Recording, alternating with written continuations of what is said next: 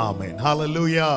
வேதத்தை எடுத்துக்கொள்வோம். ஆதியாகமம் 22வது அதிகாரம் அதனுடைய 13வது வசனத்தை வாசிக்க கேட்கலாம். ஆபிரகாம் தன் கண்களை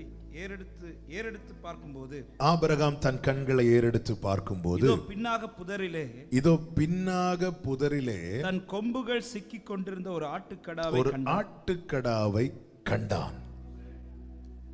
ஆமென். ஆபிரகாம் தன் கண்களை ஏறெடுத்து பார்த்தபோது ஒரு ஆட்டுக்கடாவை கண்டான். இந்த ஆதியாகமம் 22 நமக்கு ரொம்ப பழக்கப்பட்ட வேத பகுதி. விசேஷமா எனக்கு மிகவும் பழக்கப்பட்ட வேத பகுதி. நான் அதிகமாய் பிரசங்கித்த வேத பகுதியில் ஒன்று. கிருபையினால கடந்த 2 நாட்களுக்கு முன்பதாக கோயம்புத்தூர்ல கர்த்தருடைய வார்த்தையை இந்த பகுதியில் இருந்து எடுத்து கொடுத்து கொண்டிருந்த போது கர்த்தர் இதிலிருந்து ரேமாவை காண்பித்து கொடுத்தார், வார்த்தையை கொடுத்தார். புரிந்து கொண்டே கர்த்தர் பேச போகிறார். ஆமென். ஆபிரகாம் ஈசாக்கோடு ஒரு வார்த்தையை சொல்லி கொண்டு வருவார், கர்த்தர் பார்த்து கொள்வார் என்று. கர்த்தர் பார்த்து கொள்வார் என்று அப்படி சொல்லிவிட்டு தேவன் குறித்த இடத்துல வந்து ஆபிரகாம் தன் கண்களை ஏறெடுத்து பார்த்தபோது அப்பொழுது அவனுக்கு எது மிக மிக மிக மிக தேவையோ அந்த நன்மையை அவனுடைய கண்கள் கண்டது. ஆமென். ஹல்லேலூயா. இந்த நன்மை என்பது எந்த மனிதனும் கொண்டு வந்து அந்த ஆட்டுக்கடாவை வைக்கவில்லை. ஆபிரகாமுடைய நம்பிக்கை என்ன? கர்த்தர் பார்த்து கொள்வார். அப்படி என்றால் இந்த நன்மையை ஆயத்தப்படுத்தினது பரலோகத்தில் இருக்கிற தேவன்.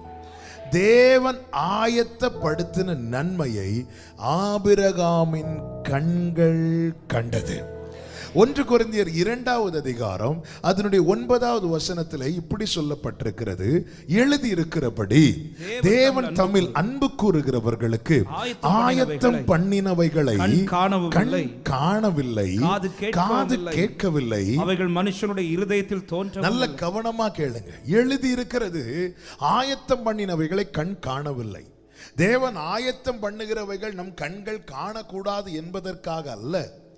எதுவரைக்கும் நம்முடைய கண்கள் காணாது என்றால் நமக்கான வேளை வரும் வரைக்கும் நம்முடைய கண்கள் தேவன் நமக்கு ஆயத்தம் பண்ணினதை காணவில்லை, காணாது.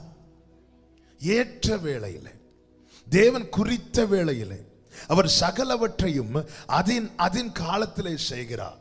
எனக்கு ஆயத்தம் பண்ணினதை எனக்கான வேளை வரும்போது, எனக்கான வேளை என்பது நான் குறிக்கிற வேளை அல்ல, என் பெற்றோர் குறிக்கிற வேளையும் அல்ல, என்னை சூழ்ந்திருக்கிறவர்கள் குறிக்கிற வேளையும் அல்ல. சூழ்ந்திருக்கிறவர்கள் வேலை குறித்தால் என்ன பிரச்சனைனா, அந்த வேளையில காரியங்கள் நடக்கலைன்னா நம்மளை அவசரப்படுத்திட்டே இருப்பாங்க. உனக்கு வயசு போகுது, அவசரப்படுத்திட்டே இருப்பாங்க. நாம் குறிக்கிற நாட்கள் அல்ல, தேவன் குறிக்கிற வேளை. அவர் குறித்ததை நிறைவேற்றுகிறவர். அவர் குறித்திருக்கிறார். என்ன செய்யணும் என்பதையும் அவர் குறித்து வைத்திருக்கிறார். அதற்கு கீழே டேட்டும் எழுதி வச்சிருக்கிறார். மாற்ற முடியாது, மாற்றவே முடியாது. எனவேதான் எழுதியிருக்கிறபடி. போன ஞாயிற்றுக்கிழமை செய்தியில் அதுதானே கர்த்தர் தந்தார். வாக்குத்தத்தமானது குறித்த காலத்திலே வருவேன். வாக்குத்தத்தத்துக்கு காலத்தை குறித்திருக்கிறார். அப்ப தேவன் என்ன செய்கிறாராம்? ஆயத்தம் பண்ணுகிறார். அவர் ஆயத்தம் பண்ணினவைகளை நம் கண்கள் காணவில்லை. ஆனால் ஒன்று நிச்சயமாய் தெரியும், அவரிடத்தில் அன்பு கூறுகிறவர்களுக்கு. ஏசாயா 64 சொல்லப்பட்ட வார்த்தையை தான் இங்கே எடுத்து எழுதப்பட்டிருக்கிறது. ஆனால் 64 என்ன சொல்லப்பட்டிருக்குன்னா, காத்திருக்கிறவர்களுக்கு. ஆமென். காத்திருக்கிறவர்களுக்கு. அப்போ 2 வார்த்தை மாறி மாறி எழுதி இருக்கிறது. ஆமாம், யோசிக்க தேவையில்லை. செய்தி இதுதான், அன்பு கூறுகிறவர்களுக்கு மட்டும்தான் காத்திருக்க முடியும். ஆமென். ஆமென். ஹல்லேலூயா. அவன் ரொம்ப காத்திருக்க வைக்கிறார்னா நம்மளை ரொம்ப நேசிக்க வைக்கிறார்னு அர்த்தம். ஹல்லேலூயா. நேசத்தின் அடையாளம் என்பது கொடுப்பது மாத்திரமல்ல, வாங்குவதற்கு காத்திருப்பதும் கூட. ஓசியா 3 ஆண்டவர் சொல்லுகிறார், நானும் உனக்காக காத்திருப்பேன். அவர் எனக்காக வெயிட் பண்றது என் மேல் வைத்த நேசத்தின் அடையாளம். நேசத்தின் அடையாளம் கொடுக்கிறது மட்டும் இல்ல, நேசத்தின் அடையாளம் காத்திருப்பது கூட. அவர் வருவார், அவர் தருவார். ஹல்லேலூயா. ஆண்டவருக்கு மகிமை உண்டாவதாக. அப்ப தேவன் ஆயத்தம் பண்ணி வைத்திருக்கிறார். ஆயத்தம் பண்ணினவைகளை கண் காணவில்லை. கடைசி வரை இப்படி சொல்லிட்டு போக கூடாது, அது ஆசீர்வாதம் அல்ல. ஆயத்தம் பண்ணுகிறார், ஆயத்தம் பண்ணி வைத்திருக்கிறார். என் வாழ்க்கையில ஆசீர்வாதம் என்பது என்ன தெரியுமா? அவர் ஆயத்தம் பண்ணினவைகளை என் கண் காணுமானால் அதுதான் எனக்கு ஆசீர்வாதம். ஹல்லேலூயா. இன்னைக்கு நாம் பார்க்கல, உண்மைதான். ஒருவேளை அது இன்று தேவன் குறித்த வேளையா இல்லாமல் இருக்கலாம். ஆனா எனக்கு ஒன்று தெரியும், என்னை அழைத்தவர், என்னை காத்திருக்க வைக்கிறவர், எனக்கான நன்மையை ஆயத்தம் பண்ணி வைத்திருக்கிறார். இன்று என் கண் காணவில்லை, ஆனா எனக்கு நிச்சயமாய் தெரியும், ஒரு நாளில் எப்படி அன்று ஆபிரகாம் கண்களை ஏறெடுத்து அவனுக்காய் தேவன் ஆயத்தம் பண்ணின நன்மையை கண்டானோ, அதே போல நான் என் கண்களை ஏறெடுத்து பார்க்கும் போது எனக்காய் தேவன் ஆயத்தம் பண்ணின நன்மையை நான் காண்பேன் என்று விசுவாசிக்கிறவர்கள் நல்ல கரங்களை தட்டி ஹல்லேலூயா, ஹல்லேலூயா, ஹல்லேலூயா. ஆண்டவருக்கு மகிமை உண்டாவதாக. ஆமென். 1 சாமுவேல் 9வது அதிகாரம் 23, 24 வசனங்களிலே சாமுவேலை தேடி சவுல் வருகிறான். அவன் வந்தது ஆயத்தம் பண்ணினதை பார்ப்பதற்கு அல்ல, காணாமல் போனதை கண்டுபிடிப்பதற்காக. ஆமென். அவன் ஏன் ஆயத்தம் பண்ணினதை குறித்து நம்முடைய நினைவுல கூட தோன்றவில்லையா? நல்லா புரிஞ்சுக்கோங்க, நல்லா இங்க கவனிங்க. 2 காரியத்தை ஒரு தேவ பிள்ளை இருதயத்துல நல்லா பதிய வைக்கணும். ஒன்று, என்னை குறித்து நான் நினைக்கிறதை விட, என் பெற்றோர் நினைக்கிறதை விட, என்னை இந்த பூமியில நேசிக்கிறவங்க நினைக்கிறதை விட, ஆமென், அதிகமாய் அக்கறையாய் அன்பாய் நன்மையாய் நினைக்கிறவர் தான் நான் ஆராதிக்கிற தேவன். இத நீங்க அதனாலதான் அவன் எந்த காரியத்தையும் சித்தத்துக்கு ஒப்பு கொடுத்து ஜோமன்னு சொல்ல காரணம் இதுதான். சில காரியங்கள் ஆண்டவர்கிட்டயே கேட்க மாட்டோம். ஏன் தெரியுமா? ஆண்டவர் நோ சொல்லுவார் நமக்கு நல்லாவே தெரியும். கேட்கவே மாட்டோம். நமக்கு தெரியும் இது கண்டிப்பா அங்க போனா இந்த ரிக்வெஸ்ட் மேக்சிமம் கிழித்து போடப்படும். அதனால நிறைய காரியம் ஜெபிக்காததுக்கு காரணம் நமக்கு நல்லா தெரியும், ஆண்டவர் நோ சொல்வார். சில காரியங்கள் ஜெபம் பண்ணும் போது எப்படியாவது அப்படிதான் கேட்கிறோமே தவிர இதுமக்கு சித்தமானாலும் கேட்கவே மாட்டோம். ஆமே, அது பிள்ளைகளுக்கு படிப்பாகட்டும், எந்த ஆண்டவர் இது உமக்கு சித்தமானா நடக்கட்டும் அப்படி சொன்ன ஒருவேளை நடக்காம போயிட்டுன்னா ஆமே இல்ல. அதனால சில நிறைய காரியங்கள் நம்ம ஜெபத்தில் வைக்காததுக்கு ரீசனே நமக்கு ஓரளவுக்கு இவ்வளோ நாள் கூட இருக்கிறோம், ஆண்டவரை பற்றி நமக்கு தெரியாதா? இல்லை, அவருக்கு தெரியும். சில கார் அங்கே நோ தான் சொல்லுவார். ஏன்னா ஆமென், ஆண்டவருடைய எண்ணம் என்பது இவன் ஒரு நாள் மட்டும் மகிழ்ச்சியா இருக்கணும்னு கிடையாது, நித்திய மகிழ்ச்சி அவர்கள் தலைமையில் இருக்கணும். என் பிள்ளை வாழ்நாளெல்லாம் சந்தோஷமா இருக்கணும். அதுக்காக இன்னைக்கு சில அழுகையின் பள்ளத்தில் சிலத்தின விடுவார். பா இந்த ஆண்டவர் அங்கெல்லாம் ஸ்விம்மிங் பூல்ல எல்லாம் நீந்திட்டு இருக்கிறாங்க, என்னை அழுகையின் பள்ளத்தாக்கில் கொண்டு ஏய் நட, நீ இதுல நட, நீ இதுல நடந்து வந்தேன்னா இன்னைக்கு நீந்திட்டு இருக்கிறவங்க நாளைக்கு இருக்க மாட்டாங்க. நீ நிப்ப, நீ நிப்ப. அதுதான் 73வது சங்கீதத்தில் ஆசாப் சொல்லுகிறான், நல்லா வாழ்ந்தவன் ஒரு நாள் எழுப்பி பார்க்கிற அவன் இல்ல, ஆனா ஆண்டவரே என்ன நிக்க வைக்கிறீங்க, ஆண்டவரே நீர் என் வலது கரத்தை பிடித்துக் கொண்டிருக்கிறீர். ஹல்லேலூயா. என்னை குறித்த 2 காரியம். ஒன்று, என்ன அதான் அதனாலதான் என்னை குறித்து அவருடைய திட்டத்துல தீமை கிடையாது. என்னை குறித்து நான் போட்ட திட்டத்துல தீமை நிறைய இருக்கு, தீமை நிறைய. அது அப்ப தெரியாது, அது கடந்து வரும்போது தான் தெரியும். இத்தனை ஆண்டுகள் திரும்பி பார்த்தா எவ்வளவு பிளான் பண்ணி. ஹல்லேலூயா. ஆமென். ஊழியத்தின் ஆரம்பத்தில் நிறைய எண்ணங்கள் எல்லாம் உடைச்சு உடைச்சு உடைச்சு உடைச்சு ஆண்டவர் அப்படி கொண்டு வந்துட்டே இருக்கும்போது தான் ஒரு பாடலில் பாட வச்சாங்க.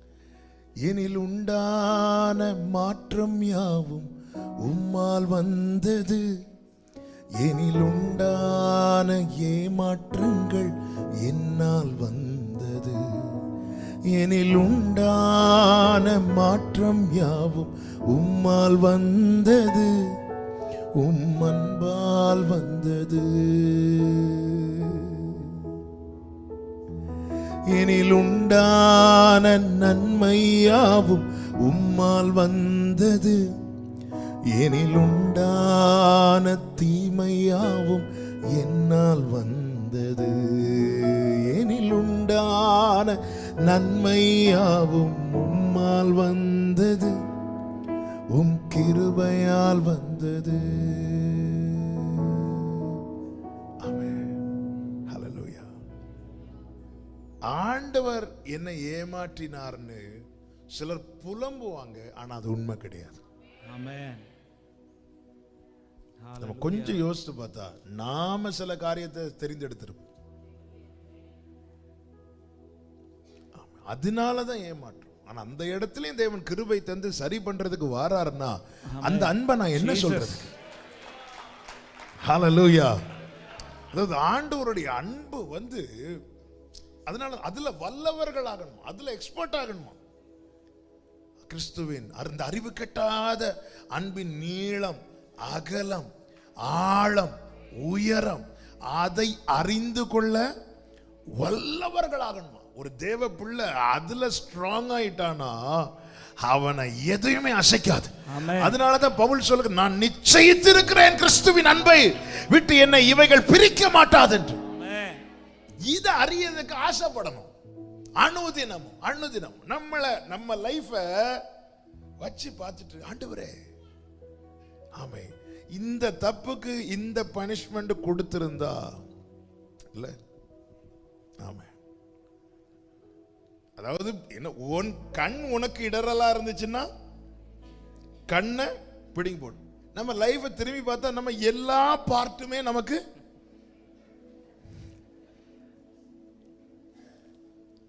நான் பிராக்டிக்கலா சொல்றேன். ஆமாவா இல்லையா? அப்ப நம்ம சர்ச்சுக்கு வர சீனை யோசித்து பாருங்க.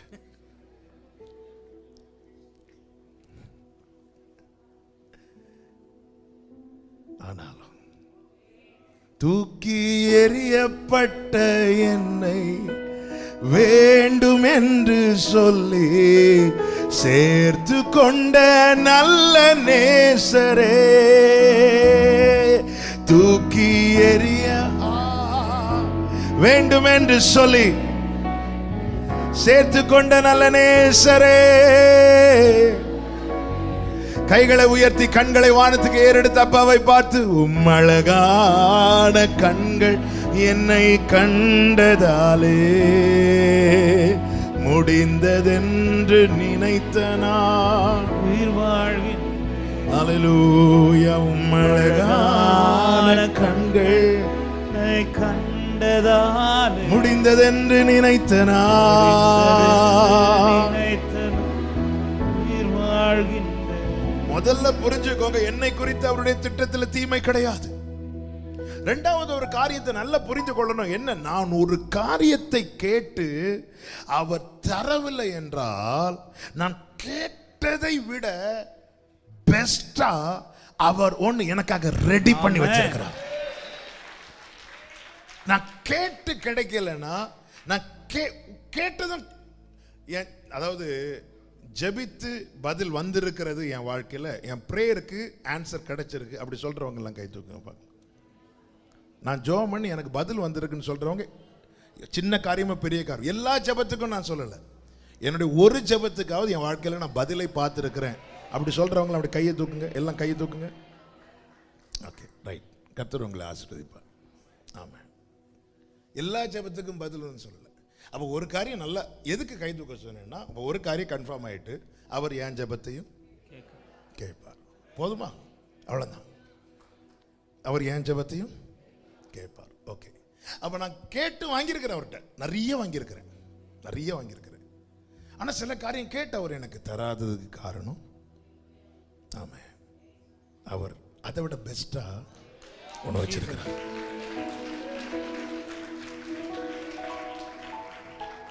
அதனால அதை நான் வாங்க வேண்டும் என்பதற்காக அவர் எனக்காய் ஆயத்தம் பண்ணினதை நான் பார்க்க வேண்டும், நான் அதை கை நீட்டி வாங்க வேண்டும் என்பதற்காக என் கையை எம்டியாகவே அவர் வச்சிருக்கிறார்.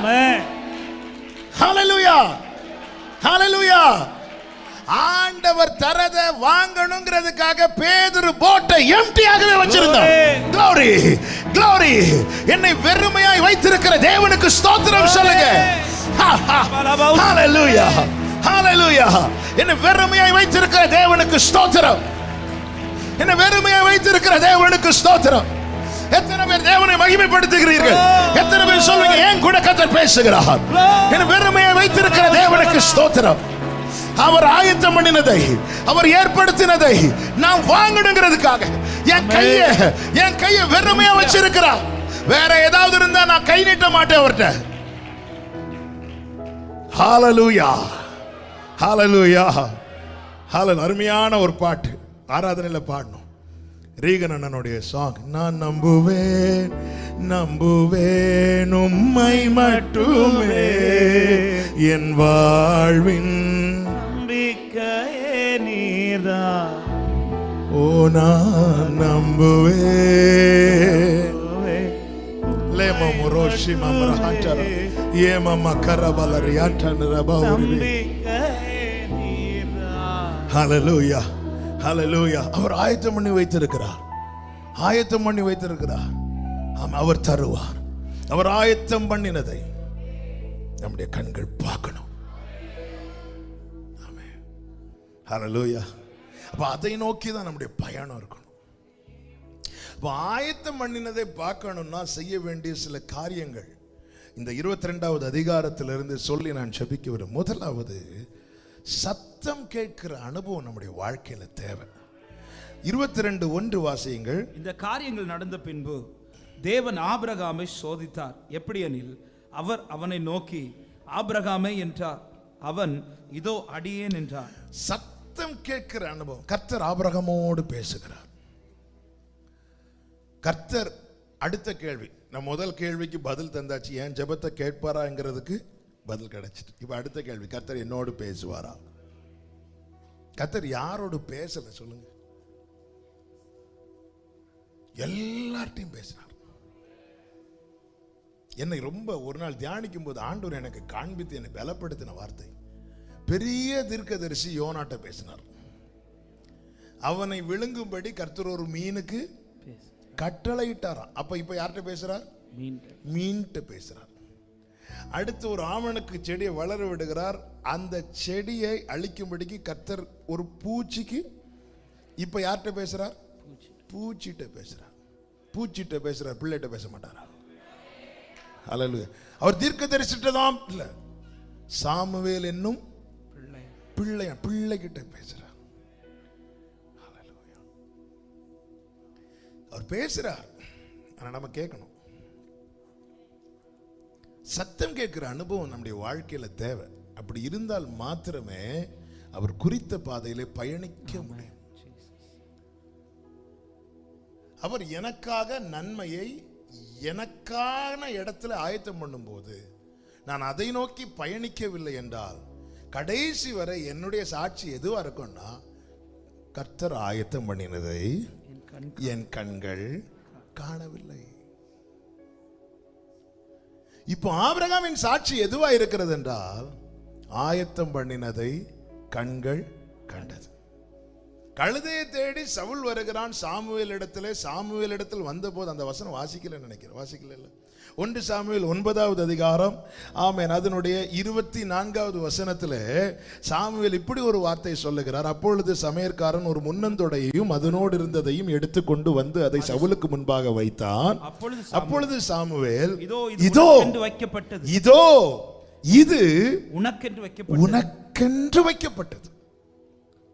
இது உனக்கென்று வைக்கப்பட்டது, இது உனக்கு முன்பாக வைத்து சாப்பிடு, இது உனக்கு முன்பாக வைத்து சாப்பிடு. நான் ஜனங்களை விருந்துக்கு அழைத்தது முதல் இதுவரைக்கும் இது உனக்காக வைக்கப்பட்டது, இது உனக்காக வைக்கப்பட்டிருந்தது. எது வரைக்கும்? சவுல் அவ்விடத்தில் வரும் வரைக்கும். அப்ப அதுக்கு முந்தின வசனத்தை பாருங்க, 23. பின்பு சாமுவேல் சமையற்காரனை பார்த்து, நான் உன் கையிலே ஒரு பங்கை கொடுத்து வைத்தேன். அதாவது சவுல் வர்றதுக்கு முன்னாடி நிறைய பேர் வந்துட்டாங்க. அப்படி வந்ததும் சாமுவேல் என்ன பண்றார் அப்படின்னா, பலிமிருகத்தின் அந்த முன்னந்தொடையை எடுத்து மாத்தி வைக்கிறார், ஒதுக்கி வைக்கிறார். இல்லைன்னா வேற யாராவது வந்து லெக் பீஸ்ன்னு சொல்லிட்டு, இல்ல எல்லாரும் முதல்ல கை வைக்கிறது எங்க தான், இல்ல எதுக்கு சண்டை வருதோ இல்லையோ, உபவாச ஜபத்தில் 12 காலுக்கு இப்போ அவனுக்கென்று வைக்கப்பட்டதை அவன் வரும் வரைக்கும் பத்திரப்படுத்தி வைக்கிறான். அதனால என்னை கேட்கிற ஒவ்வொருவருக்கும் இயேசுவின் நாமத்திலே சொல்றேன், ஆமென். உங்களுக்கு வேகமாய் ஓடுகிற ரதங்கள் இல்லாமல் இருக்கலாம், உங்க முன்னாடி 100 ரதங்கள் ஓடலாம். தயங்க வேண்டாம், கலங்க வேண்டாம். உனக்கென்று வைக்கப்பட்டது, உனக்காக வைக்கப்பட்டது, நீ வரும் வரைக்கும் பத்திரப்பட்டிருக்கும், பத்திரப்பட்டிருக்கும், பத்திரப்பட்டிருக்கும். ஹல்லேலூயா, ஹல்லேலூயா, ஹல்லேலூயா. என்னுடையதை எடுத்து இன்னொரு ஆளு கொடுக்க மாட்டார். ஆமென். ஒரு சாமுவேல் இந்த விஷயத்துல உண்மையா இருப்பார்னா ஆண்டவர் சொல்ல, நான் தாவீதுக்கு பொய் சொல்லே. ஹல்லேலூயா, ஆமென். சாமுவேல் வாரார் தாவீது அபிஷேகம் பண்றதுக்கு. ஆனா சாமுவேல்ட்ட ஆண்டவர் பெயர் சொல்லல, பெயர் சொல்லல, பெயர் சொல்லல, ஆளையும் காண்பித்து சொல்லல. ஆனா சொன்னார், என் இருதயத்துக்கு ஏற்றவன். நேர வாரார். ஆமென். 7 பிள்ளைங்க வராங்க. கொம்புல அபிஷேகம் வைக்கப்பட்டிருக்கிறது, தைலம் வைக்கப்பட்டிருக்கிறது. அதை வாங்குவதற்கு 7 பேர் ரெடியா ஃப்ரெண்ட்ல நிக்கிறாங்க. ஆமென்.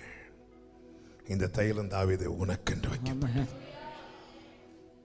தாவீதுக்கு நியூஸ் கூட சொல்லல, வீட்டில் இப்படி ஒரு ஃபங்க்ஷன் நடக்குன்னு கூட தாவீதுட்ட சொல்லல. அவனுடைய வேதனை யோசித்து பாருங்க. நம்ம வீட்டில் ஒரு காரியம் நடக்கிறது நமக்கே தெரியலைன்னா, ஆமாம், அது எவ்வளோ வேதனையாக இருக்கும். வீட்டில் ஒரு பெரிய விழா, வீட்டில் ஒரு பெரிய ஃபங்க்ஷன், என்ன இல்லை எனக்கு தெரியல. உங்கள் வீட்டில் இப்படி ஒரு ஃபங்க்ஷன் நடக்குதாமே, இல்லையே எனக்கு தெரியலையே. இல்லை, சாமுவேல் பெரிய தீர்க்கதரிசி வரார், தீர்க்கதரிசி வராருனால இந்த பட்டணமே இழகும்ல. தாவீதுக்கு தெரியாது, தாவீதுட்ட இன்ஃபார்ம் பண்ணல. ஆனாலும் அதுல ஒரு சொட்டு கூட வேற ஒருத்தங்களுக்கு தேவன் கொடுக்க அனுமதிக்கவில்லை, ஒரு டிராப் கூட. இதை நம்பணும். எனக்கென்று வைக்கப்பட்டிருக்கிறது, எனக்காக ஆயத்தமாக்கப்பட்டது, எனக்கென்று வைக்கப்பட்டிருக்கிறது. என்னை நடத்தி கொண்டு போய் எனக்கான வேலை வரும்போது என் கண்கள் காணும்படி செய்வார், என் கரத்தில் அதை கொடுப்பார். நான் நம்புவேன், நம்புவேன் உம்மை மட்டுமே, வாழ்வின் நம்பிக்கையே நீதான். சொல்லுவோமா? நான் நம்புவேன் உம்மை மட்டுமே, என் வாழ்வின். பிரியமான கர்த்தருடைய பிள்ளைகளே, இந்த அனுபவத்தை நோக்கி நாம் முன் செல்ல நமக்கு வேண்டிய முதல் பிரதானமான காரியம் என்னவென்றால், சத்தம் கேட்டு பழகிறவர்களா இருக்க வேண்டும். அவர் சத்தம் கேட்கணும். வலதுபுறம் இடதுபுறம் சாயும் போது வழி இதுவே, இதிலே நடவுங்கள் என்கிற சத்தம் காதுல கேட்கணும். பாருங்கள், இந்த சவுல் சாமுவேல் இடத்துல வருவதற்கு முன்பதாக 1 சாமுவேல் புஸ்தகம் அதை 9வது அதிகாரத்தில் நீங்க பார்த்தீங்கன்னா, கர்த்தருக்கு மகிமை உண்டாவதாக, அநேக இடத்துல அலைந்து திரிகிறான். அதனுடைய 4வது வசனத்தை பாருங்கள். அப்படியே அவன் எப்ராயிம் மலைகளையும் சலிஷா நாட்டையும் கடந்து போனான். அங்கே அவைகளை காணாமல் சாலிம் நாட்டை கடந்தார்கள், அங்கேயும் காணவில்லை. பென்யமின் நாட்டை உருவ கடந்தும் அவைகளை காணவில்லை. இப்பொழுது சவுல் சொல்ற, நம்ம திரும்பி தகப்பனிடத்தில் போவோம் என்று சொல்லும் போது 6வது வசனம். அதற்கு அவன், இதோ இந்த பட்டணத்திலே ஒரு தன் வேலைக்காரன் கூட இருக்கிற ஒரு வேலைக்காரன் அவனை பார்த்து சொல்லுங்க, நம்ம திரும்பி போவோம் சொல்லும் போது அந்த வேலைக்காரன் என்ன செய்கிறான்? சரியாய் அவனை கைட் பண்றான். இதே போல நம்மை வழிநடத்தும்படி நமக்காக பரத்திலிருந்து அனுப்பப்பட்டவர் தான் பரிசுத்த ஆவியானவர். எப்படி இந்த வேலைக்காரன் சவுலோடு கூட இருந்து திரும்பி போலாம் நினைக்கும் போது சரியான ஆலோசனை சொல்லி சரியாய் வழிநடத்தப்பட்டானோ, இப்படி நம்மோடு இருக்கிற பரிசுத்த ஆவியானவருடைய சத்தம் கேட்கிறவர்களாய் நாம காணப்படணும். சத்தம் கேட்கிறவர்களாய் காணப்பட வேண்டுமானால் நம்முடைய ஆவியும் பரிசுத்த ஆவியும் எல்லாவற்றிலும் இசைந்திருக்க வேண்டும், இசைந்திருக்க வேண்டும். ஆமென். நம்ம பிரச்சனை என்ன அப்படின்னா, நாம மாம்சத்தில் இருக்கிறோம், இதற்குள்ளே ஆவியானவர் இருக்கிறார். இந்த மாம்சம் ஆவிக்கு விரோதமாய் போராடும். நமக்கு நிறைய காரியம் சரின்னு தோணும். ஒரு காலத்தில் நம் மாம்சமும் மனமும் விரும்பினதை செய்தோம். மாம்சம் விரும்பினது, மனம் விரும்பினது, மாம்சம் விரும்பினது செய்தோம். நிறைய காரியத்தை அந்தந்த ஸ்டேஜில் அந்தந்த ஆசைகள் மாம்சத்துக்கு உண்டாகும். நாள் போக போக சரீர நிலைமை மாற மாற ஆசைகளும் மாறும். சின்ன வயசுல விரும்பி சாப்பிட்டதெல்லாம் வளரும் போது நம்ம என்ன செய்ய மாட்டோம்ல. நிறைய காரியங்களை நம்ம மாற்ற காரணம் என்னவென்றால் இந்த மாம்சத்தினுடைய நிலைமை மாறும்போது. இது ஒரு புறம்.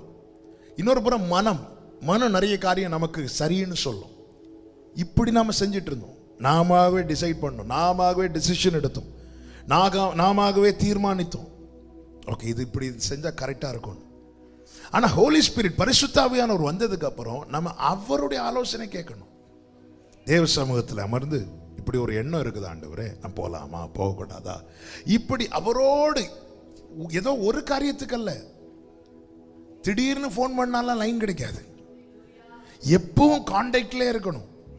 இந்த அனுபவம் இருந்தால் மட்டும்தான் ஆபிரகாமே சொன்னதும் இது அடியன் அப்படின்றான். ஆமென். எப்படி ரெஸ்பாண்ட் பண்றா பாருங்க. அப்படிப்பட்டவனோடு தான் கர்த்தர் திரும்பவும் பேசுவார். ஆமென். இன்னைக்கு அநேகருடைய பிரச்சனை என்னன்னா, கர்த்தர் எனக்கு மறு உத்தரவு தரவில்லை என்பதுதான் நம்ம அநேகருடைய வேதனையா இருக்கிறது. ஆனால் கர்த்தருடைய வேதனை என்னவென்றால், நான் கூப்பிட்டு நீ எனக்கு மறு உத்தரவு கொடுக்கவில்லையே என்பது கர்த்தருடைய வேதனையா இருக்கிறது. ஆண்டவர் ஆயத்தம் பண்ணினதை வைத்திருக்கிறேன், ஆயத்தம் இப்படியே நான் கேட்டுட்டு இருக்கிறேன். இன்னும் என் கண்ணு காணலையேன்னா, கண் காணணும்னா முதல்ல காது கேட்கணும். ஹல்லேலூயா. ஆயத்தம் பண்ணதை கண் பார்க்கணும்னா முதல்ல நம்முடைய காது கேட்கணும். ஹல்லேலூயா. ஏசாயா 65:12 66:4 கர்த்தருடைய வேதனையை பாருங்கள். வாசியுங்கள். 65:12. உங்களை நான் பட்டயத்துக்கு எண்ணி கொடுப்பேன், நீங்கள் அனைவரும் கொலை செய்யப்பட குனிவீர்கள். நான் கூப்பிட்டும் நீங்கள் மறு உத்தரவு கொடுக்கவில்லை. நம்முடைய கம்ப்ளைண்ட் என்ன?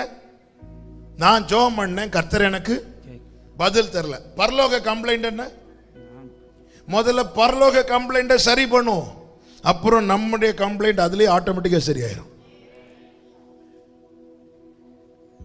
மறு உத்தரவு இல்லாததுதான் பிரச்சனையே. யாருடைய மறு உத்தரவு? நமக்கு சொல்லுவோம், அவர் எனக்கு பதில் தரல. ஆண்டவர் சொல்ற, நான் உன்னை கூப்பிட்டோம். இங்க ஆபிரகாம பாத்தீங்களா? ஆபிரகாமேங்கிறார், இதோ அடியேன். சில நம்பரை பார்த்தா எந்த சிச்சுவேஷன்ல இருந்தாலும் நம்ம போன் அட்டெண்ட் பண்ணுவோம். ஏன்? ஒன்று, அவங்க நமக்கு ரொம்ப முக்கியமானவங்க. ரெண்டு, அவங்க நம்ம கிட்ட பேசுறது எல்லாமே நமக்கு ரொம்ப முக்கியம்.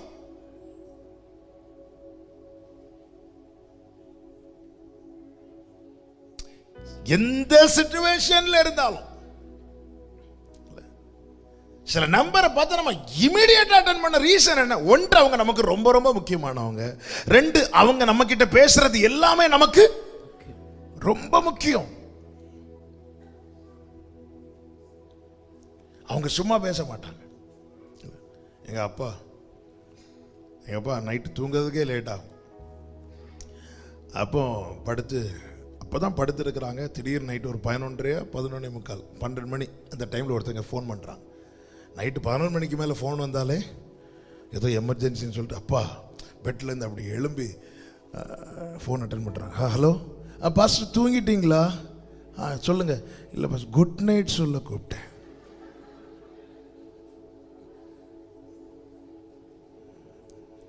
இதே போல் டிசம்பர் 25 நைட்டு 1 மணிக்கு ஒரு சகோதரன் ஃபோன் பண்ணி, பாஸ்டர் தூங்கிட்டீங்களா? Merry Christmas. அடுத்து அந்த போன் எடுக்க யோசிப்பாங்களா? அடுத்து எமர்ஜென்சியா கூப்பிட்டாலும் நைட்டு போன் வரும் என்ன நினைப்பாங்க, இவங்க எதுக்கு கூப்பிடுறாங்க? ஆனா சிலர் தெரியும் இவங்க கூப்பிட்டாலும் இதுல ஏதோ விஷயம் இருக்கு. என் ஆண்டவர் என்கிட்ட பேசுற, அவர் சும்மா பேசினா கூட, அவர் சும்மா பேச மாட்டார், அப்படி சும்மா பேசினா கூட அதுல எனக்கு வேண்டிய எல்லாமே அடங்கி இருக்கிறது. எனவே ஆபிரகாமே கூப்பிட்டதும் இதோடியேன் இப்படி கேட்கிற காதுகளை உடையவன் அவர் ஆயத்தம் பண்ணின நன்மைகளை நிச்சயம் காண்பார். ஆமென். இதோ அடியேன். சாமுவேலே என்றார். இதோ அடியேன், அவ்வளவுதான். அதன் பிறகு பின்னும் கர்த்தர் சாமுவேலுக்கு தரிசனமானார். பின்னும் அகைன் மீண்டும் பேசுறார். நம்முடைய வாழ்க்கையில ஒரு அனுபவம் நஷ்டப்பட்டுனா எங்கேயோ ஒரு இடத்துல அவருக்கு நாம மறு உத்தரவு கொடுக்கிறது நிறுத்திட்டோம்னு அர்த்தம். அகைன் பின்னும் கர்த்தர் பேசினார், பின்னும் கர்த்தர் இடைப்பட்டார். பின்னும் நம்முடைய வாழ்க்கையில இந்த அனுபவம் நஷ்டம் ஆயிட்டுனாலே எங்கேயோ நான் ரெஸ்பாண்ட் பண்ண தவறிட்டேன், எங்கேயோ நான் போன் எடுக்கல, எங்கேயோ நான் மிஸ் பண்ணிட்டேன். ஆண்டவரே அந்த அனுபவத்தை, அதனாலதான் தாவீது பாத்தீங்களா என்ன ஒரு தேவ மனிதன்ல. தாவீது சவுல் ஒரு விஷயம் கையில மாட்டும் போது கூட இருக்கவங்க சொல்றாங்க, கர்த்தர் சத்துருவை உங்க கையில ஒப்பு கொடுத்தார், இன்னைக்கு கதையை முடிச்சிட்டீங்கன்னா நீங்க நிம்மதியா தூங்கலாம். தாவீது என்ன பண்ணார்னா நேரா போய் வஸ்திரத்துல லைட்டா துணியை பிடிச்சு இழுத்தார், லைட்டா கட் பண்ணிட்டு வந்துட்டார். இது யாருக்கு தெரியாது? சவுலுக்கு தெரியாது. அதுவும் பாதி உறக்கத்தில் இருக்கிறார் சவுல். சிலர் உறங்கின இடியே விழுந்தாலும் வஸ்திரத்தில் லைட்டா. ஆனா தாவீதுடைய மனசு என்ன செஞ்சுதான்? அடிச்சுட்டே இருந்தான். ஐயோ இப்படி பண்ணி. இந்த அனுபவம் உடையவன் தான் தாவீது. இதே தாவீது பத்சேபாள் இடத்துல ஒரு பாவம் செய்கிறான். அடுத்து பத்சேபாளின் கணவனை போரில் யுத்தத்தில் முன்னே நிறுத்தி அவனை கொலை செய்கிறான். இவ்வளவு துணிந்து செய்தும் தாவீதுடைய மனசு கொஞ்சம் கூட அடிக்கல. தீர்க்கதரிசி உணர்த்தினது தான் தாவீது 51 சங்கீதம் எழுதுறாரு. என்ன சொல்றாருன்னா, எங்கேயோ தப்பு நடந்துட்டு. அன்னைக்கு சவுலுடைய ஒரு சத்துருவினுடைய வஸ்திரத்தை தொட்டது என் இருதயம் அவ்வளோ அடிக்குது. இன்னைக்கு எனக்கு நன்மை செய்தவனுக்கு நான் தீமை செய்த பிறகும் இல்ல, உரியா கையில ஆண்டவர் தாவீது எல்லாம் இதயத்துக்கு ஏற்றவன் தாங்க. ஆனா நீதி தவறி ஆண்டவர் ஒண்ணுமே செய்ய மாட்டார். அதனாலதான் எல்லா மேட்டரையும் தாவீது பண்ண மற்ற தப்பு எதுவுமே பைபிள் எழுதப்படாது.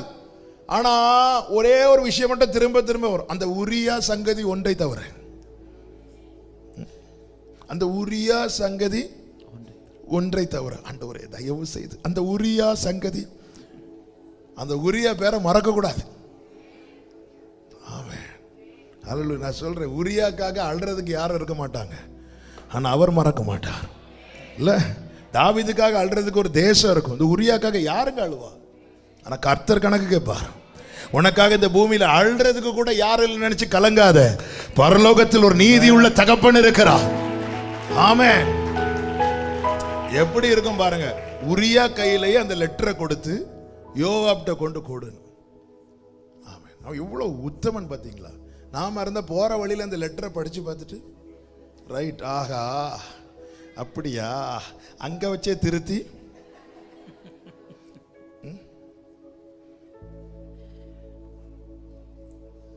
எவ்வளவு இல்ல அவன் லெட்டரை கொடுக்கிறான். இவ்வளவு துணிந்து செய்கிறான் தாவீது. தீர்க்கதரிசி லெஃப்ட் ரைட் வாங்கிட்டார். அன்னைக்கெல்லாம் தீர்க்கதரிசிங்கன்னு அப்படி இருந்தாங்க. நேர தாவீதை இன்னும் எண்ணி 15 நாள்ல உன் வீட்டுக்கு மேல 2 பெட்டி பணம் இருக்கும் அப்படிலாம் சொல்ல மாட்டாங்க. ஆமென். ஆமென். ஹல்லேலூயா. நமக்கு அப்படிதானே கேட்கறதுக்கு.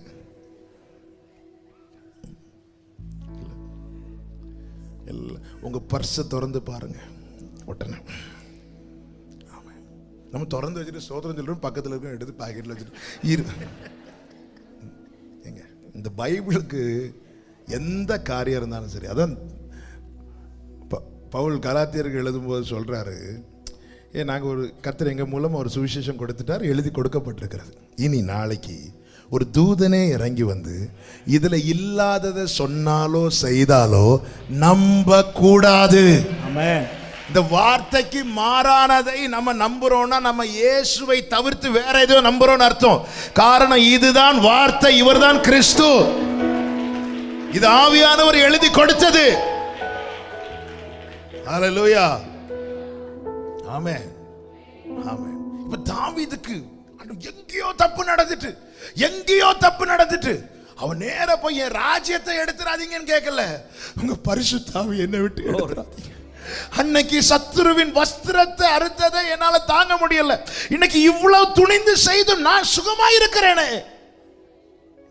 எங்க தப்பு? என் வாழ்க்கையில நான் கொஞ்சம் வழி மாறும் போது அந்த சத்தம் கேட்கறது ஸ்டாப் ஆயிட்டுனா நான் எங்கேயோ ஒரு இடத்துல தப்பு பண்ணிட்டேன். இந்த நாளில ஆமே, இது ரொம்ப முக்கியம். வாழ்க்கையில் இந்த அனுபவம் உண்டாகணும். எப்படி ஒருத்தங்க கூட இருந்து கைட் பண்றாங்களோ அப்படி கைட் பண்ணுவாங்க.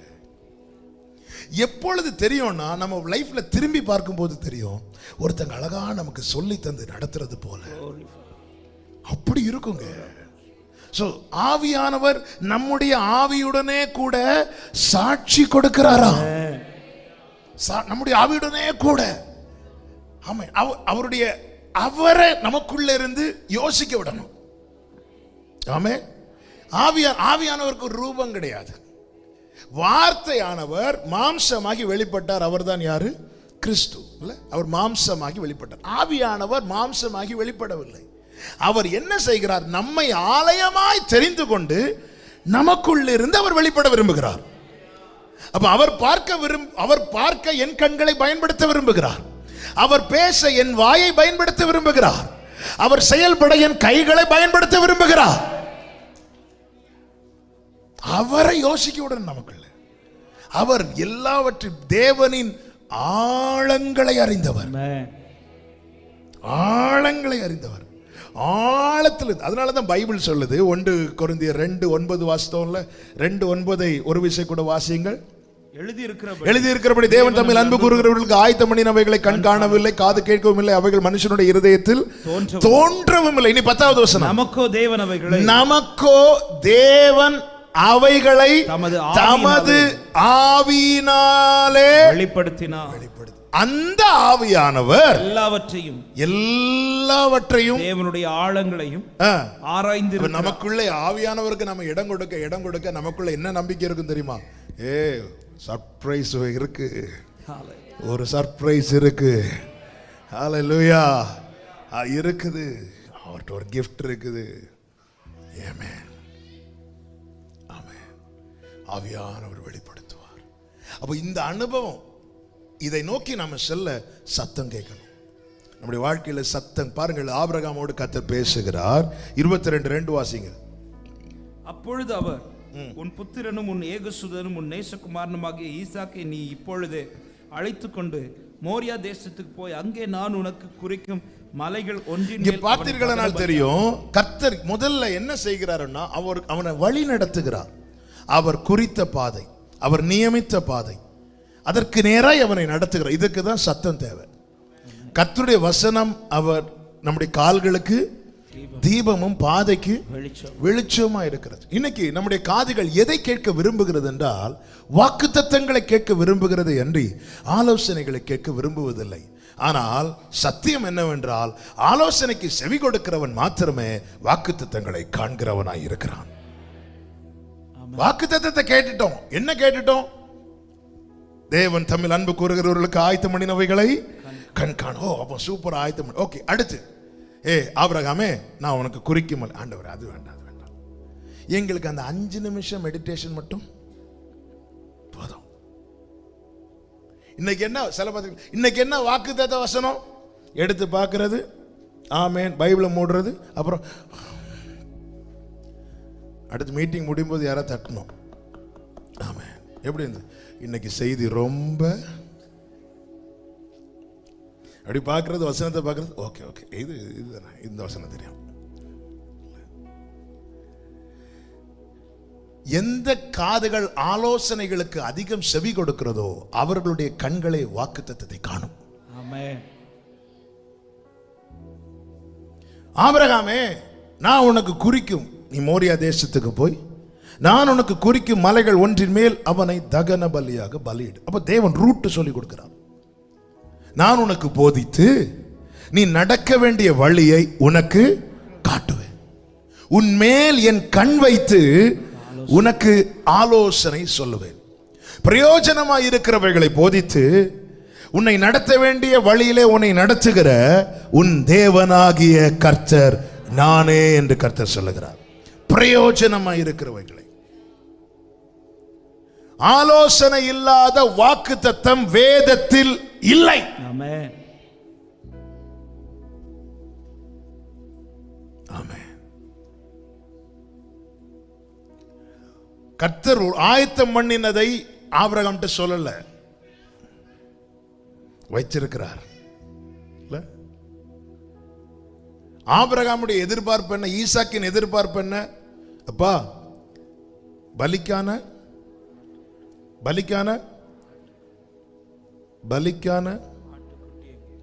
நீங்க ஆட்டு சொல்றீங்க, அடுத்த வார்த்தை உங்களுக்கு டவுட் ஆனதுனால விழுங்குறீங்க. நாங்க இப்படி எத்தனை டீச்சர்ஸ்ட சொல்லியிருப்போம்,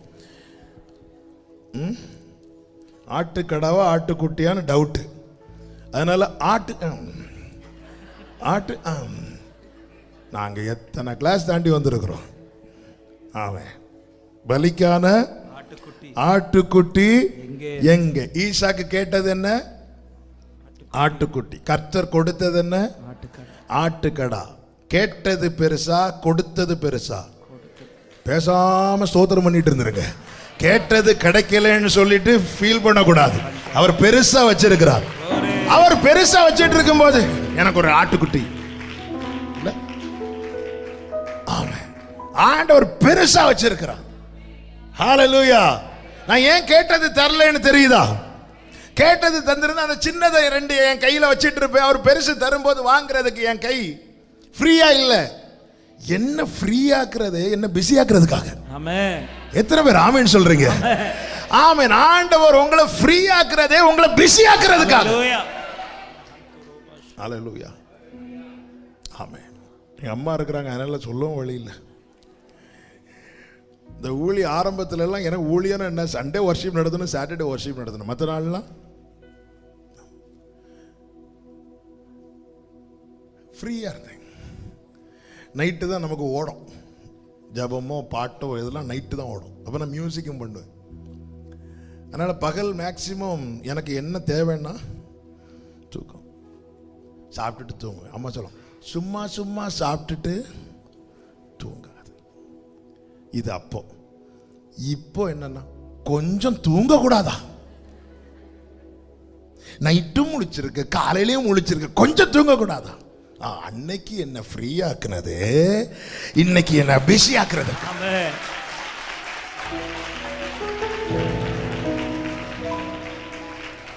அவரை நம்பி இதுவரை ஒருத்தர் கட்டு போகல. உன்னை சும்மா இருக்க வைக்கிறது கூட உன்னுடைய ஆசீர்வாதத்துக்கு தான். உன்னை வெறுமையா வைக்கிறது கூட உன்னுடைய ஆசீர்வாதத்திற்கு. எத்தனை பேர் விசுவாசிக்கிறீங்க? ஆமென். இந்த நாட்கள்ல நமக்கு என்னது தேவைன்னா சத்தம் கேட்கிற அனுபவம் வேணும். அது ஆபிரகாமின் ஃபர்ஸ்ட் ரிங்ல அட்டெண்ட் பண்றான். இதோ அடியேன். இதோ நமக்கெல்லாம் சொல்லணும், ஆபிரகாமே ஆபிரகாமே ஆபிரகாமே ஆபிரகாமே ஆபிரகாமே. ஓ, எத்தனை ரிங் அடிச்சாலும் இவங்க எடுக்க போறது கிடையாது. ஆபிரகாம் இதோ அடியேன், அவ்வளவுதான். இவனுக்கு ரூட் தெரியுது. பைபிள் சொல்லுது, சங்கீதம் 25:12, கர்த்தருக்கு பயப்படுகிற மனுஷன் எவனோ அவனுக்கு தாம் தெரிந்து கொள்ளும் வழியை போதிப்பார். ஹல்லேலூயா. அடுத்து பாருங்கள், அடுத்து ஆபிரகாம் செய்த காரியம் என்ன? 3வது வசனம். ஆபிரகாம் அதிகாலையில் எழுந்து ஆயத்தப்படுகிறான். கர்த்தர் காண்பித்த பாதையில் செல்ல ஆயத்தப்படுகிறான். அந்த பாதையில என்ன நடக்கும் தெரியாது. ஆனா கர்த்தர் காண்பிக்கிற வழி இதுவே, இதிலே நடவுங்கள் என்கிற சத்தம் ஆபிரகாமுக்கு கேட்டது. எனவே அவன் என்ன செய்கிறான்? எழுந்து. எல்லாரும் சொல்லுங்க, எழுந்து. அப்படி என்றால் நல்லா புரிஞ்சுக்கோங்க, எவன் ஒருவன் தன்னை ஆயத்தப்படுத்திக் கொள்ளுகிறானோ அவனே அவர் ஆயத்தப்படுத்தினதை பார்க்க முடியும். ஆமென், ஆமென். எவன் ஒருவன் தன்னை ஆயத்தப்படுத்திக் கொள்ளுகிறானோ அவனுடைய கண்களே அவர் ஆயத்தப்படுத்தினதை பார்க்க முடியும். எனவே காத்திருக்கும் காலத்தில் நீ முடங்கி கிடக்காதே. கர்த்தருடைய சத்தத்தை கேட்டு எழும்பு. நீ முடங்கி கிடக்க உனக்கு ஆயத்தம் பண்ணினதை பார்க்கும் நாட்கள் தாமதமாகி கொண்டிருக்கிறது. இது முடங்கி கிடக்கிற காலம் அல்ல. நீ எழும்பு, உன் அறையை கட்டிக்கொள், நீ ஆயத்தப்படு. அவன் என்ன செய்கிறான்? தேவையானதை எடுக்கிறான், தேவையில்லாததை அகற்றுகிறான். இந்த ஆயத்தப்படும் நாட்களிலே ரொம்ப ரொம்ப முக்கியமான காரியம் இதுதான். எது தேவையோ அதை சேர்த்துக் கொள்ளணும், எது தேவையில்லையோ அதை அகற்றணும். தேவையில்லாததையும் சேர்த்து கொண்டால் பாருங்கள், இங்கே ஃபாரின்கெல்லாம் போவாங்க. போகும்போது வீட்டிலேருந்து போனால் பிள்ளைங்கள்லாம் போனால் எங்கள் அண்ணன் ஃபேமிலி, தம்பி ஃபேமிலி, தங்கச்சி ஃபேமிலிலாம் வந்துட்டு போகும்போது ஆமாம் அம்மா பாச மழை பொழிவார்கள். எவ்வளவு மேக்ஸிமம் அது இருக்கட்டும் எல்லாம் வச்சுட்டு இப்போ ஒரு குறிப்பிட்ட வெயிட்டு தான் கொண்டு போக முடியும். ஒரு 25 கிலோ 30 கிலோ தான் கொண்டு போக முடியும்.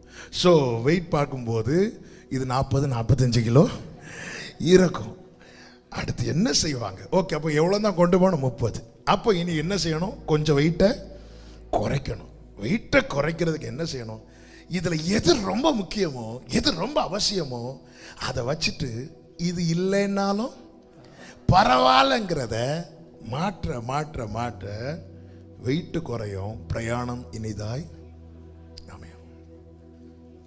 இல்லைன்னு நீங்கள் ஏர்போர்ட்டில் பார்த்துட்டீங்கன்னா தெரியும், நிறைய பேர் பெட்டியாக கட்டி கொண்டு வந்து வெயிட் பார்த்துட்டு இல்லை இது கொண்டு போக முடியாதுன்னு அங்கே வச்சு பிரித்து, ஐயோ அது ஒரு டென்ஷன் இல்லை. வாழ்க்கையில் இனிமையாக ஏன் இன்னைக்கு அநேகருக்கு பயணிக்க முடியலைன்னா தேவையில்லாததெல்லாம் எடுத்து வச்சு. அதான் மார்த்தாள் கவலைப்பட்ட போது இயேசு கண்ணீர் விடவில்லை. ஏன்னா அவ பட்ட கவலை தேவையில்லாத கவலை. தேவையில்லாமல் கவலைப்பட்டா இயேசு கண்ணீர் விட மாட்டார். மரியாள் அழுத போது இயேசு அழ காரணம் அவ வடித்த கண்ணீர் தேவையான கவலை. தேவையில்லாமல் கவலைப்பட்டா ஹே மார்த்தாள் நீ சும்மா, நம்ம லாங்குவேஜில் சொன்ன சும்மா இது வந்தாலே இல்லை. நீ அநேக காரியங்களை குறித்து அந்த கவலை என் மேல வைன்னு வேற அவர், நீ ஏன் கவலைப்படுற? அதான் நான் வந்துட்டே சொல்லவே இல்லை. ஆமென். சம்பந்தமே இல்லாதவர் பேசுறது போல நீ அநேக காரியங்களை குறித்து இயேசுவை வச்சுட்டு கவலைப்படலாமா? ஹல்லேலூயா. இயேசு இருக்கிறாருங்க. மரியாள் அதனால பாதத்தில் வந்து உட்கார்ந்துட்டான். அநேக காரியங்களை குறித்து இன்னைக்கு அது பாரம் எப்படிங்க இழுத்துட்டு போக முடியும்? வண்டி மூவே ஆக மாட்டேங்குது இல்ல. ஒரு கார்ல இவ்வளவு தான் லோடு ஏறும், அடிச்சு ஏத்திட்டு. அதுவும் நம்ம போற ரோடு வந்து ஏற்றமான ரோடு, எங்க போகும் வண்டி அழுது 4 டயரும் சப்பி விரிந்து. தயவு செய்து என்ன விட்டுருங்க, வாயிருந்தா ஆழம்.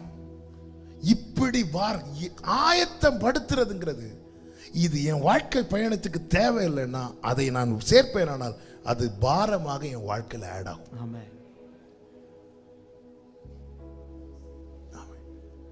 முதல்ல எதுல ஃபில்டர் பண்ண ஆரம்பிக்கணும்னு சொல்லவா? இந்த வாட்ஸ்அப் குரூப்னு இருக்குது. நல்ல வாட்ஸ்அப் குரூப் இருக்கட்டும். சில நம்ம பழைய நண்பர்கள் ஒரு குரூப் கிரியேட் பண்ணுவாங்க. அதுல ஒருத்தரையும் நமக்கு கண்டிப்பா தெரியாது. முதல்ல அதிலே நீங்க ஃபில்டர் பண்ண ஆரம்பிச்சிட்டாலே போதும் இல்ல. இது எனக்கு தேவையா, இது எனக்கு அவசியமா? அவங்க எதெல்லாமோ அனுப்புவாங்க, நம்ம எல்லாத்தையும் டவுன்லோட் பண்ணி பார்த்துட்டு எப்போதான் இருந்து டவுன்லோட் பண்ணுவோம் தெரியுமா? நம்ம ப்ரேயருக்கு போய் உட்காந்துருக்கும் போது ப்ரேயர் பாயிண்ட்ஸ் பார்க்கறதுக்குன்னு ஃபோன் எடுப்போம். ப்ரேயர் பாயிண்ட்ஸை தவிர மீதி எல்லாத்தையும் பார்ப்போம். பார்த்துட்டு 1 மணிக்கு ஒரு ஜெபத்தில் 55 நிமிஷம் முடிஞ்சிடும். இனி ஆண்டவரே சொல்லப்பட்ட எல்லா குறிப்புகளுக்காக எங்க யார் சொன்னா? ஏன்னா இது ஜெபிச்சு இப்படி பழகியாச்சு. அதனால அப்படிதான் வாயில வார்த்தை வருது. வாழ்க்கை பயணத்தில் ஃபில்டர் பண்ண வேண்டியதை ஃபில்டர் பண்ணலைன்னா நம்ம எல்லாம் அடுத்த ஸ்டெப் எடுத்து வைக்க முடியாது. அது ரொம்ப வெயிட் ஏறிட்டே இருக்கும். இதுதானே இதுதானே இதுதான் இதுதான் இதுதான். ஆனால் எல்லாம் சேரும்போது வெயிட்டு வெயிட்டு வெயிட் ஏறினா கொண்டு போக முடியாது. ஒவ்வொரு பயணத்திலையும் பிரிக்க வேண்டி இருக்கும் லக்கேஜ். எத்தனை தடவை தாங்க ஒருத்தங்களை ஆபரேட் பண்றதுக்கு, எத்தனை தடவை தான் வாழ்க்கையில் இப்படி பிரித்து பிரித்து சேர்க்கிறதுக்கு. எனவே நீ பயணத்தை துவங்கும் முன்னமே உன் வாழ்க்கையில எது தேவையில்லையோ அதை அகற்று. உன் பயணம் இனிதாய் அமையும். அவன் தன்னை ஆயத்தப்படுத்தி புறப்பட்டதுனால 3வது நாள்ல வந்துட்டான். இல்ல, இஸ்ரவேல் ஜனங்கள் 11 நாளில் கடக்க வேண்டிய கானானை 40 வருஷம் சுத்த காரணம் என்ன தெரியுமா? வெயிட் ஏறிச்சு. இருதயத்தில் எகிப்தை சுமந்தாங்க, எகிப்தின் அருவருப்புகளை கொண்டு வந்தாங்க. வெயிட் ஏறிச்சு. எகிப்தில இருந்து உன்னை வெளியே கொண்டு வந்தாச்சு, அப்புறம் ஏன் தேவையில்லாததை எடுத்துட்டு வர? ஆபிரகாம் பாருங்க, குறித்த இடத்துல 3 நாள்ல வந்துட்டான். ரீசன் என்ன? அவன் ஆயத்தப்படுத்தினான். ஆமென்.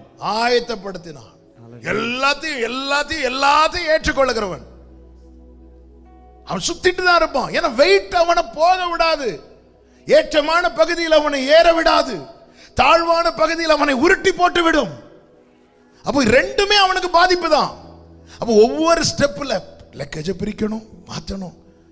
வாழ்க்கையில் இப்படி எத்தனை ஆபரேஷன் நடந்தாச்சு.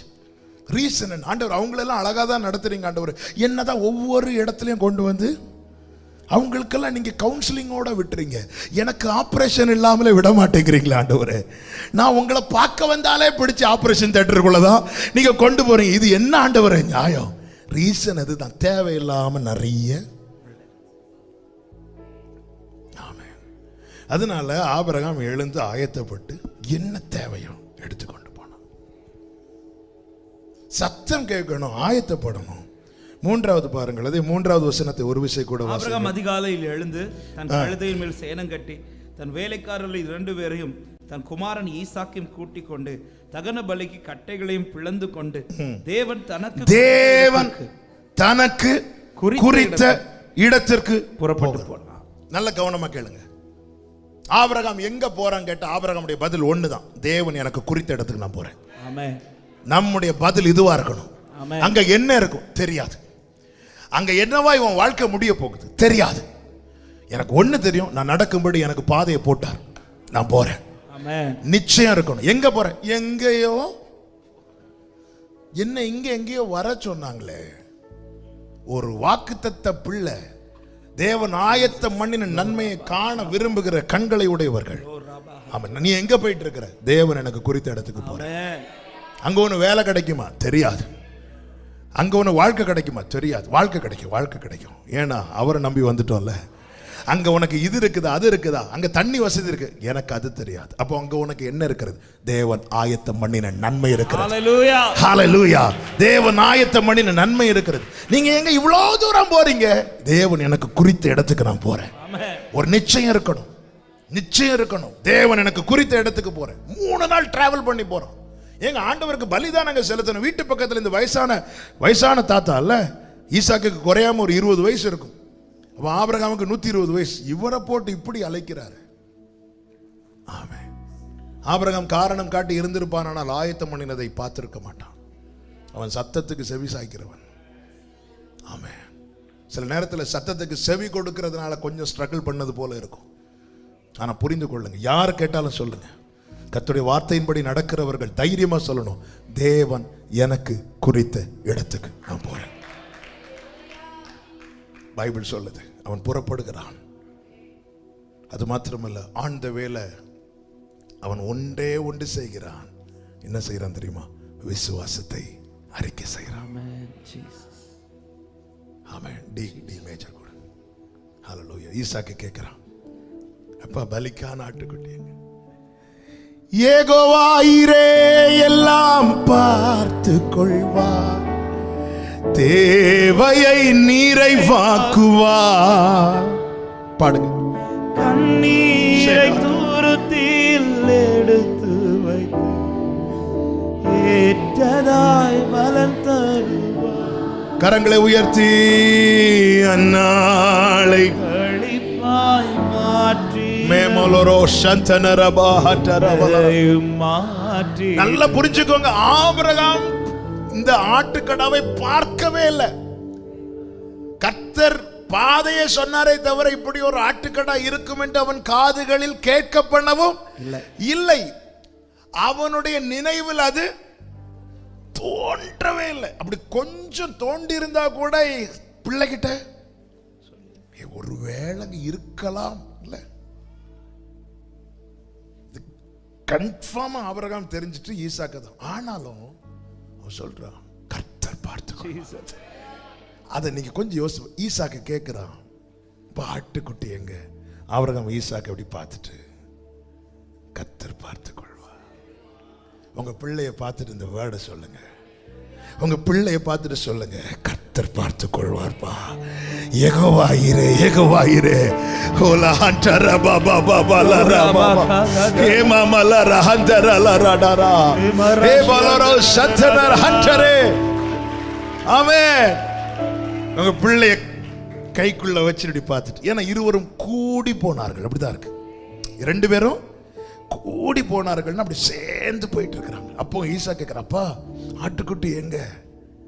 கர்த்தர் பார்த்துக் கொள்வார், கர்த்தர் பார்த்துக் கொள்வார். ஆமென்.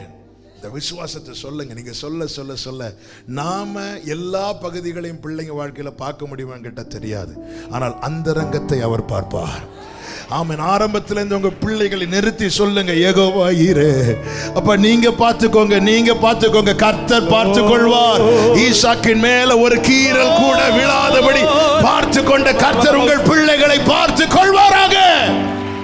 கர்த்தர் பார்த்து கொள்வார். பாடுவோமா? யெகோவா ஈரே எல்லாம் பார்த்து ஷேபோலோரோ ஹந்தரே தேவையை நிறைவாக்குவார். ஆமென். எடுத்து வைத்து ஏற்றதாய் பலன் தருவார். ஹல்லேலூயா. நாளை கழிப்பாய் மாற்றினவர் என்னையும் மாற்றிடுவார். அந்நாளை கழிப்பாய் மாற்றினவர் மாற்றிடுவார். ஆமென். ஆமென். நேரம் போகிறதுனால சொல்லி செபிக்க விரும்புகிறேன். அதே போல ஒவ்வொருவரும் உங்க வாழ்க்கையை நீங்க பார்த்து சொல்லணும், யெகோவா ஈரே, கர்த்தர் பார்த்துக் கொள்வார். ஏன்னா நிறைய இடத்துல நாம தோல்வியை கண்டதுனால தானங்க நம்ம நம்ம நம்ம இதை ஹேண்டில் பண்ணிடலாம் நினைச்சு எத்தனை இடத்துல தோல்வியை கண்டிருக்கிறோம். நம்ம தோற்கிறோனாலே அது நம்முடைய பலவீனம் தானே. ஆமென். நம்ம ஆராதிக்கிற தேவனுக்கு பலவீனம் கிடையாது, பலவீனம் கிடையாது. நீங்க கொஞ்சம் யோசித்து பாருங்க, இந்த உலகத்தில் இருக்கிற அத்தனை பேருடைய பலவீனங்களையும் ஏற்றுக்கொண்டு, இல்ல ஒரு பலவீனம் வந்தாலே ஆள் எழும்ப முடியல. இங்க எத்தனை பலவீனங்கள் மரணத்தை நோக்கி கொண்டு போய்விட்டது. ஏதோ ஒரு பலவீனம் இருக்குல்ல. ஆமாம். அத்தனை பலவீனங்களை அவர் ஏற்றுக்கொண்டு மூணாவது நாள் எழும்பி வந்து நிற்கிறாருன்னா தொட முடியாது. அவர் நல்ல கையை தட்டி என் அப்பாவுக்கு மகிமை.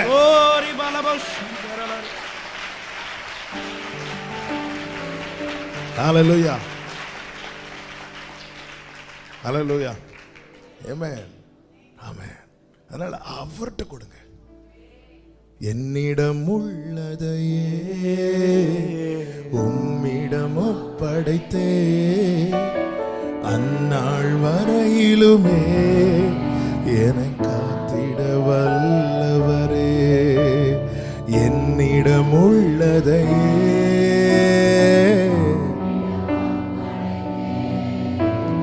அந்நாள் வரையிலுமே அதை காத்திட. இப்பொழுது இவர்கள் வருகிறார்கள். 9வது வசனத்தின் முதற் பகுதியை வாசிங்க. தேவன் அவனுக்கு சொல்லியிருந்த தேவன் அவனுக்கு சொல்லியிருந்த இடத்துக்கு வந்தார்கள். 3 கடைசியில் என்ன சொல்லப்பட்டிருக்கிறது? தேவன் தனக்கு குறித்த இடத்திற்கு புறப்பட்டான். அப்படி புறப்பட்டவனால் மட்டும்தான் தேவன் சொல்லி இருந்த இடத்திற்கு வர முடியும். அப்படி வந்தவனால் மட்டும்தான் தேவன் ஆயத்தம் பண்ணின நன்மையை காண முடியும். அப்போ ஆபிரகாமின் கண்கள் எதுவரை அவர் ஆயத்தம் பண்ணினதை பார்க்கவில்லை, அவர் சொல்லி இருந்த இடத்திலே வந்து அவன் சேரும் வரைக்கும் அவர் ஆயத்தம் பண்ணினதை பார்க்கவில்லை, பார்க்க முடியவில்லை. மாறாக விசுவாசத்தை மட்டும் சொல்லிட்டே இருந்தான். விசுவாசத்தை சொல்லிட்டே இருந்தால கர்த்தர் பார்த்துக்கொள்வார், கர்த்தர் பார்த்துக்கொள்வார், கர்த்தர் பார்த்துக்கொள்வார். ஆனால் ஆயத்தம் பண்ணினதை பார்க்கணும்னா தேவன் குறித்த ஸ்தானத்தில் வந்து நிற்கணும். பாருங்கள், தேவனை பார்க்க கூடாம தானே ஆதாம் ஏவாள் போய் ஒளித்து கொண்டார்கள். தேவன் குறித்த ஸ்தானத்தில் அவர்கள் நின்றிருப்பார்கள், ஆனால் அவங்க தேவனை பார்த்திருப்பார்கள். ஆனால் அவங்களால நிற்க முடியல. ஏன் நிற்க முடியல? பாவம் அவர்களை தள்ளி கொண்டு போய்விட்டது. எனவே தான் வேதம் சொல்லுகிறது, ஆமே, பாரமான யாவையும் நம்மை சுற்றி நெருங்கி நிற்கிற பாவத்தையும் தள்ளிவிட்டு விசுவாசத்தை துவக்குகிறவரும் அதை முடிக்கிறவருமா இருக்கிற இயேசுவை நோக்கி, அடுத்த வார்த்தை சொல்லுங்க, நமக்கு நியமித்த ஓட்டத்திலே பொறுமையும். நமக்கு இல்லைன்னா பாவத்தை தள்ளலைன்னா பாவம் நம்மளை தள்ளிவிடும். அதன் பிறகு நமக்கு ஆயத்தம் பண்ணினதை நம்ம ஓடிட்டு தான் இருப்போம்.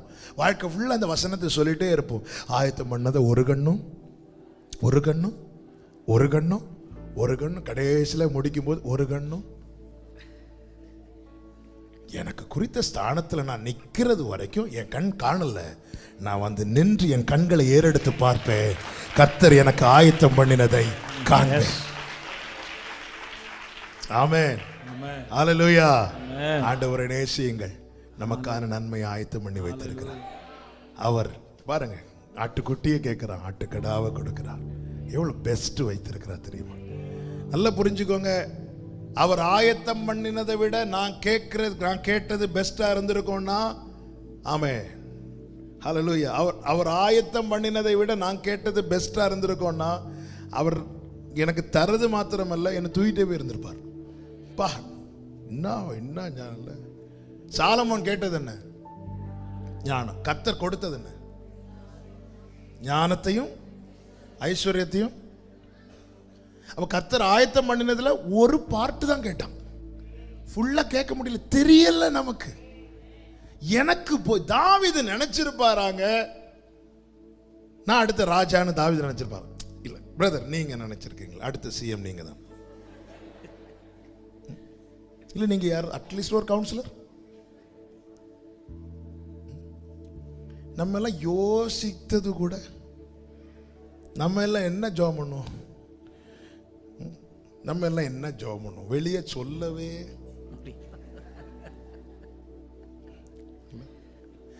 அவர் பெருசா வச்சிருக்கிறார். பெருசா வச்சிருக்கும் போது அவர் பெருசா இல்லை, நம்மை அநேகத்தின் மேல் அதிகாரியா வைக்கிறதுக்கு அவர் பிளான் பண்ணிட்டு இருக்கும் போது, ஆண்டவர் ஒரு ரூபாய் தாங்க ஆண்டவர், இவன் யாரு? இல்ல நம்ம கேட்கறதெல்லாம் அப்படிதான் இருக்கு. கேளுங்கள், கிடைக்கும். கிடைக்கலையா காத்திருங்கள், சிறப்பானதை தருவார். ஹல்லேலூயா, ஹல்லேலூயா. என் ஆண்டவர் நல்லவர், என் இயேசு நல்லவர். எனக்கு ஆயத்தம் பண்ணினதை என் கண்களை காணும்படி செய்கிறவர். ஆமென். எல்லாரும் எழுந்து நின்று இயேசுவை நம்புவேன் சொல்லி பாடி ஜெபிக்க போகிறோம். ஹல்லேலூயா. இயேசுவை நம்புவேன், நாளெல்லாம் நான் பின்பற்றுவேன். என்னை அவரிடம் ஒப்படைத்தேன், வெட்கப்பட்டு. கமான், கரங்களை உயர்த்தி இயேசுவை நம்புவேன். ஓ, நாளெல்லாம் நான் பின்பற்றுவேன். என்னை அவரிடம் ஒப்படைத்தேன், வெட்கப்பட்டு. இந்த வார்த்தையை ரிப்பீட் பண்ணுங்க. இயேசுவை நம்புவேன், இயேசுவை. ஓ, நாளெல்லாம் நான் பின்பற்றுவேன். என்னை வெட்கப்பட்டு காலடி தெரியாமல் போனாலும், காலடி தெரியாமல் போனாலும் கர்த்தர் என் முன்னே உண்டு. காலடி அல்லேலூயா, கர்த்தர் என் முன்னே உண்டு. சமுத்திரம் ஒதுக்கி வழி காட்டுவார், நம்பி நான் முன் செல்லுவேன். சமுத்திரம் ஒதுக்கி வழி காட்டுவார், நம்பினார். நம்புறவங்க கைகளை உயர்த்தி இயேசு நம்புவேன். நாளில் ஆண்டவரே, இன்னைக்கு என் கண் காணவில்லை, உண்மைதான். ஆனா என்னை குறித்த இடத்துல கொண்டு போய் நிறுத்தி என் கண்களை காணும்படி செய்வேன். நன்றி அப்பா, நன்றி அப்பா. இயேசுவை நம்புவேன், இயேசுவை. ஹல்லேலூயா, ஆமென். என்னை அவரிடம் ஒப்படைத்தேன், வெட்கப்பட்டு. சொல்லுமா, வனாந்திரமே வாழ்க்கையானாலும், வனாந்திரமே வாழ்க்கையானாலும் கர்த்தர் என் பக்கம் உண்டு. எத்தனை பேர் நம்பிக்கையா சொல்லுவீங்க?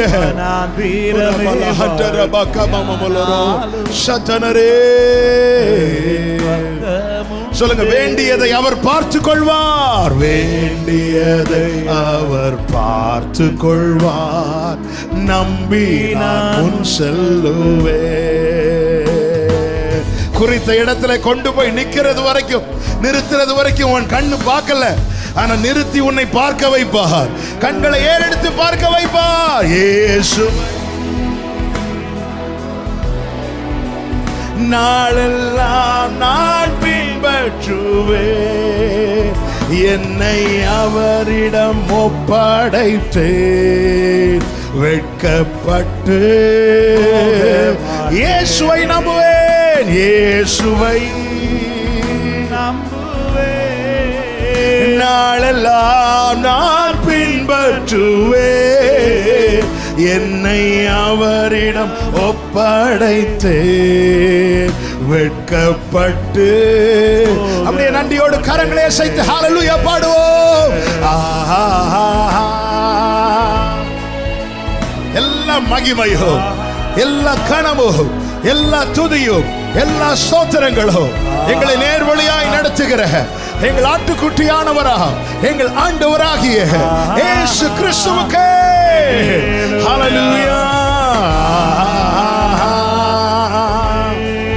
ஹல்லேலூயா, ஹல்லேலூயா, ஆமென். நல்ல கரங்களை தட்டி ஹல்லேலூயா. அவர் ஆயத்தம் பண்ணினதை என் கண்கள் காணும்படி செய்வார். ஆமென். எனக்கு தேவன் குறித்த ஸ்தானத்தில் என்னை கொண்டு வந்து நிறுத்தி எனக்காய் தேவன் ஆயத்தம் பண்ணினதை என் கண்கள் காணும்படி செய்வார் என்று நம்புகிறவர்கள் நன்றியோடு கரங்களை தட்டி அப்படியே செய்வாராக, அப்படியே செய்வாராக. ஆபிரகாமுக்கு செய்தவர் உங்களுக்கும் செய்வாராக, உங்கள் தலைமுறைக்கு செய்வாராக. ஆமென், ஆமென், ஆமென். ஹல்லேலூயா. Thank you Father. நன்றி தகப்பனே.